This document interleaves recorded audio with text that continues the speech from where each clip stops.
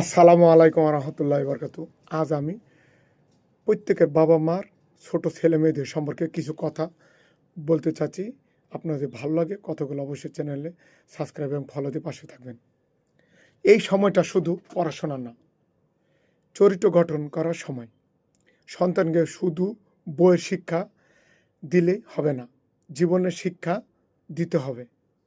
আজ আপনি সময় না দিলে কাল সমাজে তাকে নিজের মতো গড়ে তুলতে সাহায্য করবে। খারাপ পথ কখনো হঠাৎ আসে না, ধীরে ধীরে অভ্যাস হয়ে যায়। তাই নজর রাখুন, কিন্তু ভালোবাসা দিয়ে, ভয় দেখিয়ে নয়।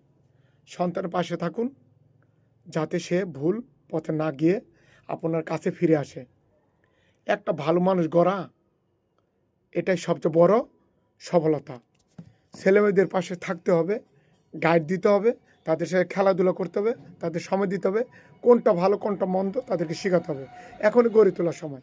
কথাগুলো ভালো লেগে থাকলে চ্যানেলটা সাবস্ক্রাইব করুন এবং সুন্দর করে একটা শেয়ার মেরে দেবেন।